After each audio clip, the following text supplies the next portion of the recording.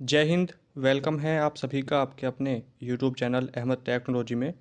आज की ये वीडियो उन बच्चों के लिए इम्पोर्टेंट है जिनका अगस्त में पाइथन का एग्ज़ाम है या कभी फ्यूचर में भी आपका कोई एग्ज़ाम है पाइथन से रिलेटेड। तो ये वीडियो आप सभी के लिए इम्पोर्टेंट है। पाइथन एक ऐसी लैंग्वेज है जो बच्चों को परेशान करती है, काफ़ी कठिन उनको लगती है पाइथन, और इसमें बहुत से बच्चे हर बार फेल हो जाते हैं पाइथन में। ठीक है, या तो वो समझना नहीं चाहते या उनको समझने में प्रॉब्लम आती है। कोई ना कोई तो प्रॉब्लम है जो उनको पाइथन में फेल करवाती है। आपको फेल नहीं होना। पाइथन का एग्ज़ाम आप सभी जानते हैं अगस्त में ऑनलाइन होगा। 19 अगस्त से आपके एग्ज़ाम स्टार्ट हैं और 26 अगस्त तक आपके एग्ज़ाम चलेंगे। आपका एग्ज़ाम किस डेट पे होगा ये आपके एडमिट कार्ड में मेंशन होगा, तो आपको परेशान होने की कोई भी ज़रूरत नहीं है। आपके एडमिट कार्ड में लिखा होगा कि आपका एग्ज़ाम किस दिन है और क्या टाइम है। तो पाइथन के 25 इम्पोर्टेंट एमसीक्यू जो हर बार एग्ज़ाम में पूछे जाते हैं, हर शिफ्ट में ये एग्ज़ाम आते हैं। और अब आपका जो एग्ज़ाम है पाइथन का या किसी भी मॉड्यूल का वो 4 शिफ्ट में होगा। तो आपकी शिफ्ट में किस तरीके के क्वेश्चन पूछे जाएंगे ये कोई नहीं बता सकता, कोई नहीं कह सकता। आपका हो सकता है क्वेश्चन आसान आ जाए, क्वेश्चन हार्ड आ जाए, मीडियम हो। तो ये आपको तभी देखना होगा जब आपकी तैयारी अच्छी होगी। अगर आपकी तैयारी अच्छी है तो आपको क्वेश्चन भी सारे इजी लगेंगे, और जो बच्चे पढ़ के नहीं जाएंगे तो फिर वो यही बोलेंगे आके कि पेपर बहुत हार्ड आया था। तो इसलिए अभी आपके पास टाइम है, पढ़ लीजिए। 19 अगस्त से एग्ज़ाम स्टार्ट हैं और अब अगस्त चल जाएगा। आज आपकी 29 जुलाई हो गई है और टाइम आपके पास बहुत कम है थ्योरी एग्ज़ाम के लिए। 25 एमसीक्यू डिस्कस करेंगे। आपको अपना स्कोर चेक कर लेना है कि आपके कितने क्वेश्चन सही हुए हैं। पाइथन क्या है, किस तरीके से काम करती है, इसके लिए मैंने एक वीडियो बना रखी है, उसको ज़रूर देख लीजिएगा अगर आपने नहीं देखी है तो। थोड़ा बहुत पाइथन के बारे में बेसिक नॉलेज हम ले लेते हैं पहले कि पाइथन क्या है, उसके बाद आपके एमसीक्यू हम शुरू करते हैं। पाइथन क्या है? पाइथन एक सबसे लोकप्रिय और आसान कंप्यूटर प्रोग्रामिंग भाषा है। पाइथन का उपयोग back and development, software development, system script लिखने और बिग डेटा प्रोसेसिंग आदि के लिए किया जाता है। यानी इसका जो हम यूज़ करते हैं बैक एंड डेवलपमेंट के लिए करते हैं, सॉफ्टवेयर बनाने के लिए करते हैं, सॉफ्टवेयर डेवलप करने के लिए करते हैं, सिस्टम स्क्रिप्ट लिखने के लिए, बिग डेटा प्रोसेसिंग, इन सभी के लिए हम पाइथन का यूज़ करते हैं। इसके अलावा पाइथन बड़ी संख्या में कार्यों को कुशलता से संभाल सकता है। ठीक है। दूसरे शब्दों में अगर कहें, पाइथन एक शक्तिशाली प्रोग्रामिंग भाषा है जो सीखने में आसान है, और यही आपको प्रॉब्लम लाती है। इसमें साफ साफ लिखा हुआ है पाइथन में कि पाइथन बहुत सिंपल भाषा है। अगर आप इसको सीखना चाहते हैं, इसको आप प्रोग्रामिंग इसमें करना चाहते हैं तो बहुत सिंपल लैंग्वेज है, लेकिन शर्त यह है कि आपको सिखाने वाले भी कोई अच्छा ही होना चाहिए, अच्छे टीचर होने चाहिए। ठीक है। इसमें कुशल यानी हाई लेवल डेटा संरचना, स्ट्रक्चर और ऑब्जेक्ट ओरिएंटेड प्रोग्रामिंग के लिए एक सरल लेकिन प्रभावी दृष्टिकोण है। पाइथन एक सिंपल स्ट्रक्चर लैंग्वेज है, प्रोग्रामिंग भाषा है। पाइथन एक इंटरप्रेटेड ऑब्जेक्ट ओरिएंटेड उच्च स्तरीय यानी हाई लेवल प्रोग्रामिंग भाषा है, हाई लेवल लैंग्वेज है, जिसमें गतिशील यह अक्सर सॉफ्टवेयर डेवलपर के लिए नियंत्रण और प्रबंधन, परीक्षण और अन्य कई तरीकों से समर्थन भाषा के रूप में उपयोग किया जाता है। पाइथन एक सामान्य उद्देश्य, उच्च स्तरीय और लोकप्रिय कंप्यूटर प्रोग्रामिंग भाषा है। यह गुइडो वैन रोसम द्वारा बनाई गई थी। अगर आपसे पूछे कि पाइथन का विकास किसने किया, तो गुइडो वैन रोसम द्वारा किया गया था 1991 में। 1991 में पाइथन भाषा का विकास किया गया। किसने किया ये आपको मैंने बता दिया। इसका उपयोग अक्सर सॉफ्टवेयर और वेबसाइट बनाने के लिए किया जाता है।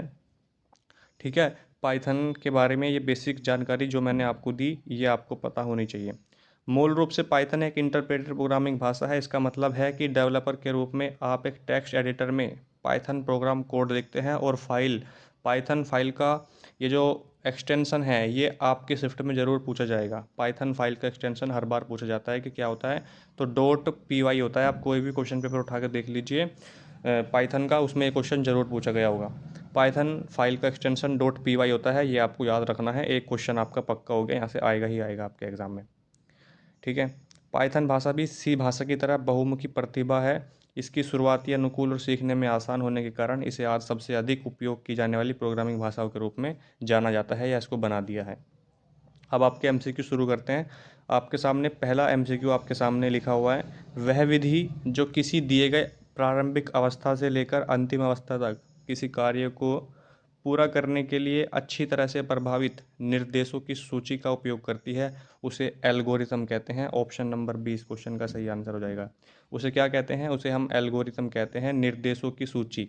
ठीक है, सेट ऑफ इंस्ट्रक्शन, यहाँ पर अगर आप देख सकते हैं निर्देशों की सूची यानी सेट ऑफ इंस्ट्रक्शन, उसको क्या कहते हैं? Algorithm. Option number be important question है आपके एग्जाम के लिए, ये कई बार पहले भी रिपीट हो चुका है, पूछा जा चुका है पाइथन में। नेक्स्ट क्वेश्चन है, पाइथन किस प्रकार की प्रोग्रामिंग का समर्थन करता है?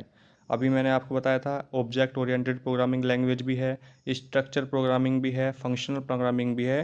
तो ऑप्शन नंबर डी सही आंसर यहाँ पर हो जाएगा, ऑल ऑफ द मेंशन, यानी सारे के सारे ऑप्शन सही हैं, ए और बी सी ये तीनों ऑप्शन बिल्कुल सही हैं। डी ऑप्शन आपका सही आंसर हो जाएगा। नेक्स्ट क्वेश्चन है, पाइथन इज ए, पाइथन क्या है? पाइथन क्या है? ऑब्जेक्ट ओरिएंटेड प्रोग्रामिंग लैंग्वेज, कैसी? स्पेशल पर्पस या जनरल पर्पस? तो जनरल पर्पस प्रोग्रामिंग लैंग्वेज होती है। ऑप्शन नंबर 20 क्वेश्चन का सही आंसर यहाँ पर हो जाएगा। नेक्स्ट क्वेश्चन है आपके सामने, पाइथन कोड कंपाइल्ड और इंटरप्रेटेड, यानी क्या पाइथन कोड संकलित और व्याख्या किया गया है? बताइए। तो जो पाइथन का कोड है वो कंपाइल्ड और इंटरप्रेटेड दोनों है। ऑप्शन नंबर इसका ए सही आंसर हो जाएगा। यहाँ पे अगर आप देखते हैं ये क्वेश्चन पहले भी कई बार मैं आपको बता चुका हूँ कि पाइथन कोड इज़ बोथ, यानी कंपाइल्ड और इंटरप्रेटेड। ऑप्शन नंबर ए ही इस क्वेश्चन का सही आंसर हो जाएगा। नेक्स्ट क्वेश्चन है आपके सामने, पाइथन प्रोग्रामिंग लैंग्वेज का विकास किसने किया था? ये आपका ऑप्शन नंबर सी हो जाएगा, ग्युइडे वैन रोसुम द्वारा पाइथन का विकास किया गया था 1991 में। ये आपको डेट भी आपको याद रखनी है। आपसे या तो इसका ये पूछेगा कि फाउंडर कौन है, या डेट पूछेगा कि कब इसका विकास हुआ। नेक्स्ट क्वेश्चन है, पाइथन के साथ व्यवहार करते समय पाइथन एक संवेदनशील भाषा है। Python is a case sensitive language when dealing with identifier. ये मैं आपको क्वेश्चन 4 से 5 बार बता चुका हूँ, एग्जाम में भी पूछा गया क्वेश्चन है ये, जुलाई 2022 वाले सेशन में। देखिए इसका सही आंसर ट्रू हो जाएगा कि ये सही बात बोली गई है यहाँ पे। ठीक है, जब वो डील करती है आइडेंटिफायर के साथ तब होती है वो संवेदनशील। चरों के बदलते मूल्यों की परीक्षा को स्टेपिंग कहा जाता है। The examination of changing value of variable is called stepping. क्या उसको स्टेपिंग कहते हैं या नहीं? तो फॉल्स हो जाएगा, ऑप्शन नंबर बी। क्या हो जाएगा? ये फॉल्स हो जाएगा आपका। ऑप्शन नंबर बी इसका सही आंसर हो जाएगा, ऑप्शन नंबर बी। क्वेश्चन आपके एग्ज़ाम में मैं आपको बता दूं, अगर पाइथन की बात करें आपके एग्ज़ाम में किस तरीके के क्वेश्चन आएंगे, आपके शिफ्ट में किस तरीके के क्वेश्चन आएंगे। देखिए इस बार तो एग्ज़ाम 4 शिफ्ट में होगा, तो क्वेश्चन नाइलेट जो बनाएगा 400 क्वेश्चन बनाएगा, 100 एक सेट के लिए, 100 दूसरे सेट के लिए, 100 तीसरे के और 100 चौथे सेट के लिए। पहले आपका केवल 100 ही MCQ बनाते थे जो आपके सेट में बटे हुए होते थे पेपर, यानी क्वेश्चन आगे पीछे होते थे लेकिन पेपर आपका एक ही होता था। लेकिन इस बार ऐसा नहीं होगा, तो इसलिए आपके एग्ज़ाम में क्वेश्चन इजी भी होंगे, हार्ड भी होंगे, मीडियम भी होंगे।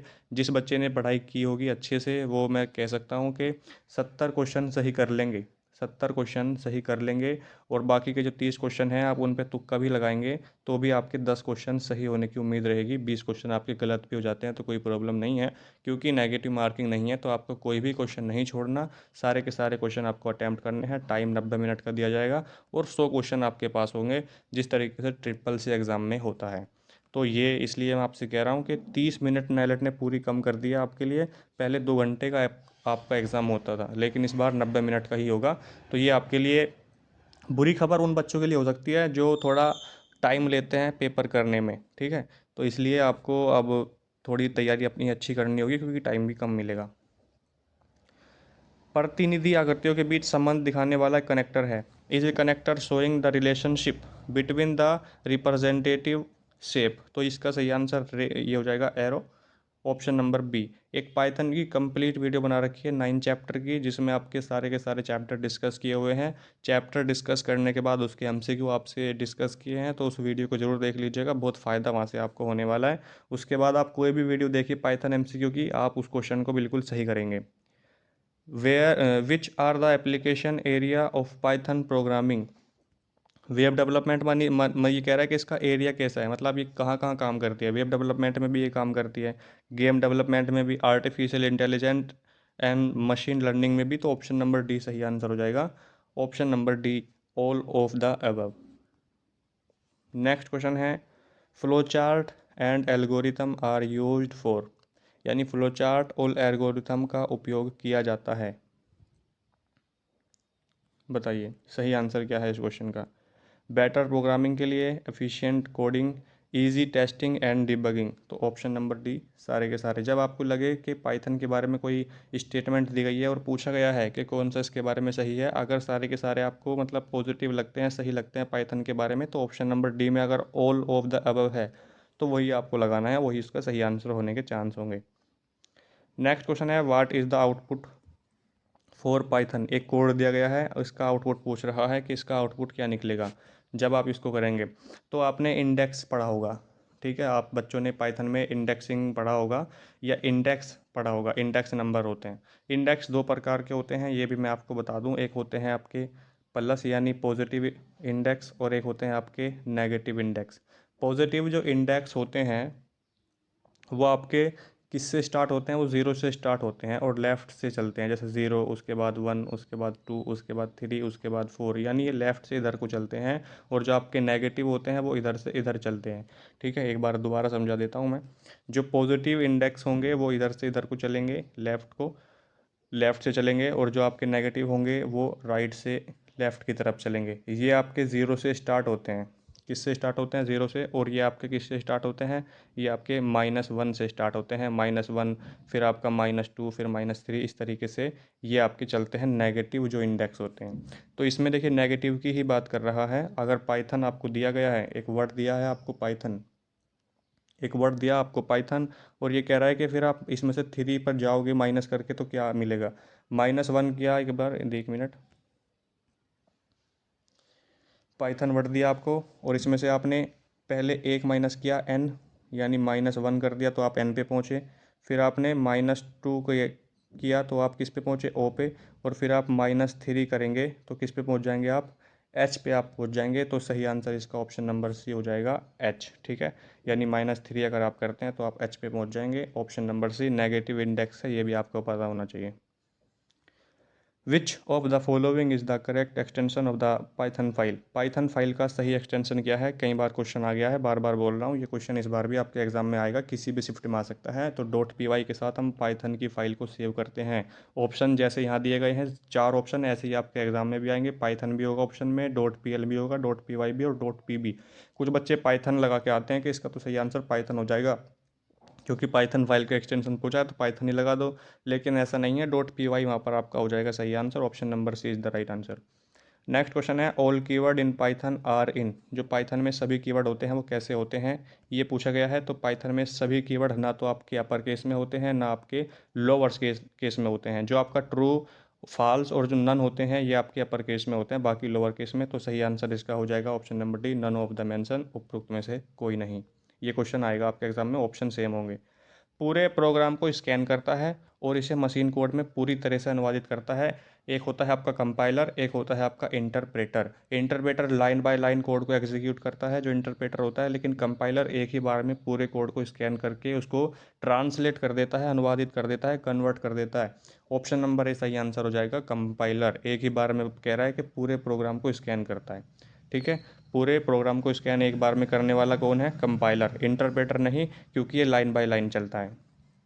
नेक्स्ट क्वेश्चन है, which is not a feature of Python language, यानी पाइथन लैंग्वेज की कौन सी विशेषता नहीं है। ये केस सेंसिटिव है। क्या ये केस सेंसिटिव है, ये इसका सही आंसर हो जाएगा कि इसकी विशेषता नहीं है। इंटरप्रेटेड लैंग्वेज भी है, पोर्टेबल भी है, हाई लेवल लैंग्वेज भी है, लेकिन केस सेंसिटिव नहीं। Option number D. Next question है, which of the following is true for variable names. चर नामों के लिए निम्न में से कौन सा सही है। अनलिमिटेड लेंथ हो सकती है, लिमिटेड लेंथ। तो ये unlimited length, option number A सही आंसर हो जाएगा। यानी चर के लिए, वेरिएबल के लिए कौन सा सही है, unlimited length, option number A. What will be the output of the following. इसका आउटपुट क्या निकलेगा जब आप इसको पाइथन पे एग्जीक्यूट करोगे, तो इसका आउटपुट क्या निकलेगा, 1 3 2, ऑप्शन नंबर डी। इसको आप करके देख सकते हैं पाइथन पे।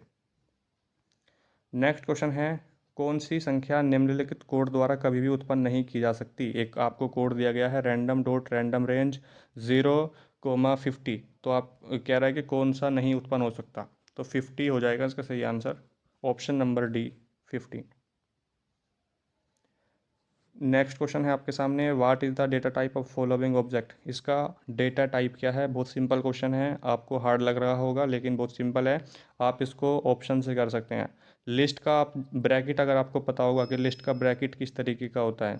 लिस्ट का ब्रैकेट स्क्वायर ब्रैकेट होता है। लिस्ट का कैसा होता है, ये स्क्वायर ब्रैकेट होता है। तो इसमें लिस्ट दिया गया है ऑप्शन नंबर सी पे, यही इसका सही आंसर हो जाएगा दोस्तों, ऑप्शन नंबर सी। क्योंकि आप ब्रैकेट से इस क्वेश्चन को कर सकते हैं। यहाँ पर ब्रैकेट आप देखते हैं तो स्क्वायर ब्रैकेट दिया गया है। लिस्ट के बारे में 2-3 क्वेश्चन आपको मैं और बता दूँ। लिस्ट एक स्क्वायर ब्रैकेट को दर्शाता है, यानी स्क्वायर ब्रैकेट जो है लिस्ट को दर्शाता है, और कोमा के द्वारा हम इसको अलग करते हैं। जैसे यहाँ पर आप देख सकते हैं ये कोमा लगाए गए हैं। और लिस्ट आपकी म्यूटेबल होती है, ये भी आपको याद रखना है। टपल के बारे में पूछे, टपल आपका स्मॉल ब्रैकेट के द्वारा दर्शाते हैं इस तरीके से, ये टपल होता है इसमें। और टपल जो है वो आपके इम्यूटेबल डेटा टाइप होते हैं, ये भी आपको पता होना चाहिए, इंपॉर्टेंट क्वेश्चन है ये।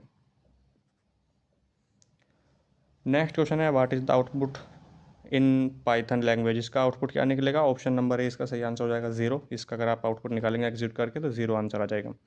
What will be the value of the following Python expression. इसका आउटपुट क्या होगा, अगर आप इसको करते हैं 5 से 3 को डिवाइड प्लस फिर 3 कर देंगे तो 7 हो जाएगा इसका, ऑप्शन नंबर ए। ये कुछ कीवर्ड हैं जो आपके एग्ज़ाम के लिए इंपॉर्टेंट है। आपके एग्ज़ाम में ये इसमें से 2-3 क्वेश्चन बन सकते हैं, ठीक है। तो इसलिए आप इसका स्क्रीनशॉट ले सकते हैं, इसको आप याद जरूर कर लें। पाइथन भाषा में कीवर्ड वे शब्द होते हैं जिनका अर्थ, कार्य या उद्देश्य पहले से निर्धारित हो, पूर्व निर्धारित हो, उनको हम कीवर्ड कहते हैं।